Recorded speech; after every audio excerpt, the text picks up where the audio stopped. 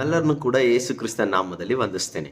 ನಮ್ಮೆಲ್ಲರಿಗೂ ಗೊತ್ತು, ಯೇಸು ನಮ್ಮನ್ನ ಕರೆಯುವಂತವನಾಗಿದ್ದಾನೆ, ಪ್ರೀತಿಸುವನಾಗಿದ್ದಾನೆ. ಎಲ್ಲೇ ಕಷ್ಟಪಡುವರೆ, ಹೊರೆ ಹೊತ್ತವರೇ ನನ್ನ ಬಳಿ ಬನ್ರಿ ಅಂತ ಹೇಳಿದ್ರು. ತನ್ನ ಶಿಷ್ಯರನ್ನ ನೋಡಿ ನನ್ನ ಹಿಂಬಾಲಿಸಿರಿ ಎಂಬುದಾಗಿ ಯೇಸು ಹೇಳಿದ್ರು. ಆತನು ಇನ್ನೊಂದು ಮಾತನ್ನು ಕೂಡ ಹೇಳುವಂತವನಾಗಿದ್ದಾನೆ.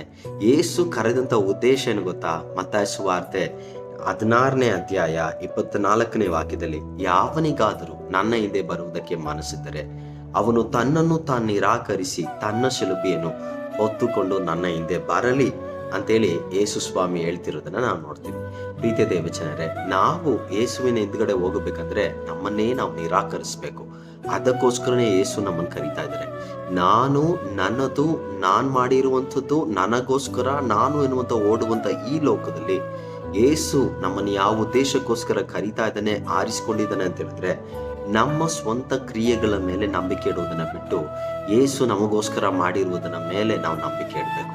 ನಾವು ಸ್ವಕೇಂದ್ರೀಕೃತವಾದಂತ ನಾನು ಎನ್ನುವಂಥ ಜೀವಿತವನ್ನ ಜೀವಿಸದೆ ಕ್ರಿಸ್ತನ ಕೇಂದ್ರೀಕೃತವಾದಂಥ ಜೀವಿತವನ್ನ ಜೀವಿಸುವುದಕ್ಕೆ, ನಾನು ಎನ್ನುವಂಥದ್ದನ್ನ, ಮಾಂಸದ ಕಾರ್ಯಗಳನ್ನ, ನನಗೆ ನನ್ನದು ಎನ್ನುವಂಥ ಹೆಮ್ಮೆಯನ್ನ, ಗರ್ವವನ್ನ, ಇವುಗಳನ್ನ ಬಿಟ್ಟು ಕ್ರಿಸ್ತನನ್ನ ಸಂಪಾದಿಸಿಕೊಳ್ಳೋದಕ್ಕೆ ನಾವಿಷ್ಟಪಡೋಣ. ನಮ್ಮನ್ನೇ ನಾವು ನಿರಾಕರಿಸಿದ್ರೆ ಶಿಲುಬೆನ ಹೊರೋದಕ್ಕೆ ಸಾಧ್ಯ.